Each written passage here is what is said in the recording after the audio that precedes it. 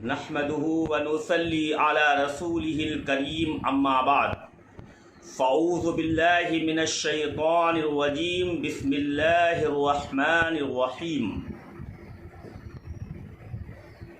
شب برات کے موقع پر بہت سے لوگ قرآن و حدیث، شریعت و سنت کو چھوڑ کر بیہودہ تباہ کن رسمیں کرنے لگے ہیں، جن سے بچنا ہر مسلمان کے لیے ضروری ہے۔ وہ چند رسمیں یہ ہیں: روشنی زیادہ کرتے ہیں، موم بتیاں اور قمقمے جلاتے ہیں، گھر و دکانوں اور قبرستان وغیرہ میں یہ غیروں کا طریقہ ہے۔ بڑی غضب کی بات یہ ہے کہ مسجدوں میں بعض لوگ اور جلسہ و اجتماعات میں قمقمے و جھنڈیاں لگاتے ہیں اور غیروں کی طرح سجاوٹ کرتے ہیں۔ بعض خاص طور سے 12 ربیع الاول کے موقع پر مساجد اور جلسوں میں قمقمے لگاتے ہیں اور اسلام کے خلاف سجاوٹ کرتے ہیں، اور ایسے جلسوں اور اجتماعات میں شرکت کرنے سے پرہیز کرنا چاہیے۔ نام رکھیں جلسہ سیرت النبی، اور سیرت النبی کو مٹاتے ہیں پٹاخے، پھلجھڑی اور آتش بازی وغیرہ کی۔ خاص طور سے اس مبارک رات کی خیر و برکات سے محروم کر دینے والی اور مسلمانوں کو تباہ کرنے اور اللہ رب العزت کی لعنت اور غضب کو دعوت دینے والی ہے، اور یہ بھی غیروں کا طریقہ ہے۔ اس سے بچنا بھی ضروری ہے۔ شروع شعبان سے شب برات تک یہ بات گھر گھر چلائی جائے، بچوں، بوڑھوں، جوانوں، مردوں اور عورتوں کے ذریعے کہ دیکھو بھائی، خود بھی آتش بازی اور پٹاخوں وغیرہ سے بچنا ہے اور دوسروں کو بھی بچانا ہے۔ اتنی محنت کریں کہ ایک بھی پٹاخے وغیرہ کی آواز کان میں نہ سنائی پڑے۔ مردوں کو اکیلے تنہا عبرت و نصیحت کے لیے قبرستان جانے میں کوئی مضائقہ نہیں، جا سکتے ہیں، اور اللہ کے پیغمبر جناب محمد الرسول اللہ صلی اللہ علیہ وسلم نے ارشاد فرمایا کہ عبرت و نصیحت کے لیے قبرستان جانا منع نہیں ہے۔ جا سکتا ہے، وہاں پر جب وہ قبروں کو دیکھے گا اور قبرستان کے اندر تمام لوگوں کو دیکھے گا کہ وہاں پر قبریں ہیں، تو اس بات کا بھی خیال آئے گا کہ ایک دن ہمیں بھی یہاں آنا ہے۔ تو ہو سکتا ہے اس کی وجہ سے اللہ تبارک و تعالی گناہوں سے بچنے کی توفیق عطا فرمائے۔ لہٰذا کسی بھی قسم کے پٹاخے وغیرہ کی آواز بالکل نہ ہو۔ مردوں کو تو اکیلے تنہا عبرت و نصیحت کے لیے قبرستان جانے میں کوئی مضائقہ نہیں، بلکہ بہتر ہے، لیکن اجتماعات کی شکل میں یا میلے کی شکل بن جائے، یا مردوں اور عورتوں کا اختلاط ہونے لگے، یا قبرستان جانے کو لازم و ضروری سمجھا جانے لگے، تو یہ درست نہیں ہے، درست نہیں ہے، درست نہیں ہے۔ جہاں یہ شکل بنے اس سے بچنا بھی ضروری ہے۔ اللہ تبارک و تعالی نے جو چیزیں جائز کی ہیں ان کو کسی وقت بھی جائز طریقے سے کھانے میں کوئی مضائقہ نہیں۔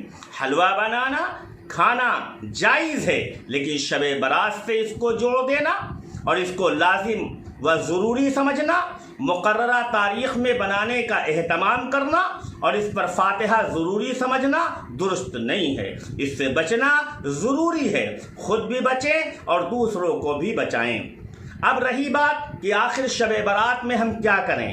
آخر ہم شب برات میں سو جائیں یا جاگتے رہیں؟ تو سنو، پیغمبر اعظم جناب محمد الرسول اللہ صلی اللہ علیہ وسلم نے ہمیں بتایا ہے، ہمیں سمجھایا ہے کہ سنو، ہماری امت پر یہ بات لازم ہے کہ جو ہمارے نبی نے کیا ہے وہ اس کی امت جب کرے گی تو اللہ راضی ہوگا، ورنہ اللہ ناراض ہو جائے گا۔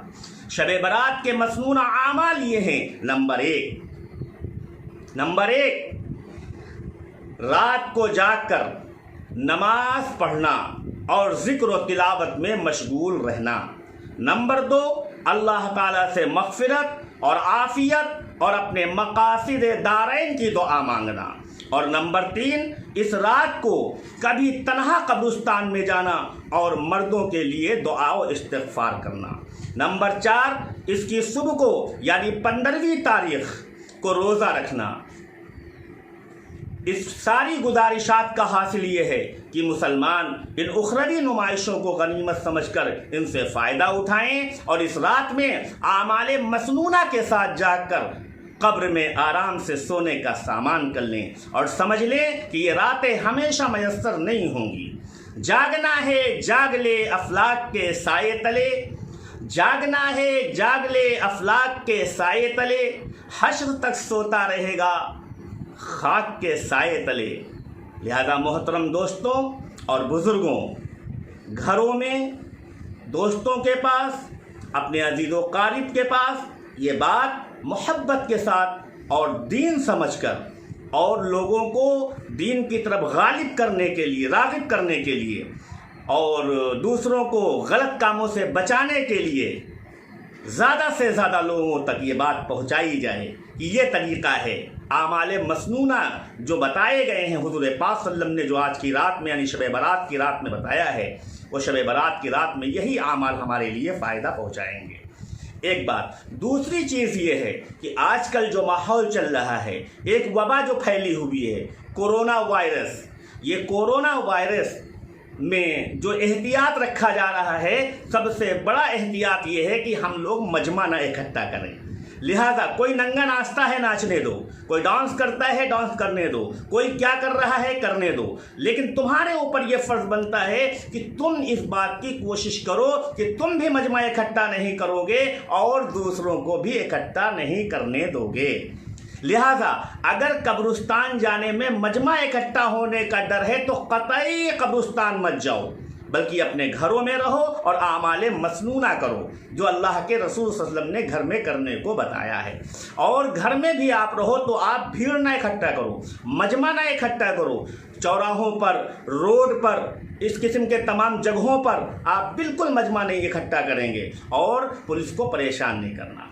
ہماری وجہ سے پرشاسن پریشان نہ ہو، پرشاسن ہمارے پاس آوے ہم سے کہے مجمع نہ اکٹھا کرو، ارے پرشاسن کو کہنے کا کیوں موقع دیا جا رہا ہے؟ لہذا ڈاکٹروں کے بتائے ہوئے طریقے پر ہم چلیں اور ڈاکٹروں کی نصیحت کے مطابق جو ہے ہم عمل کریں اور کوشش یہ کریں کہ ہم کسی قسم کا کوئی مجمع اکٹھا نہیں کریں گے۔ شب برات میں کوشش یہ کریں کہ رات میں بالکل ہم اپنے گھروں سے نہ نکلیں بلکہ اپنے گھروں میں رہیں اور ہماری وجہ سے کسی کو تکلیف نہ پہنچے، کیونکہ اگر ہمارے مجمع اکٹھا کرنے سے اور اگر ہم لوگ جمع ہونے سے اگر خدا نخواستہ یہ بیماری پھیلی تو ہم سے بڑا کوئی پاپی نہیں ہوگا، ہم سے بڑا کوئی پاپ کرنے والا نہیں ہوگا، کیونکہ ہم دوسروں کی جانوں کو لینے کا ذریعہ بن جائیں۔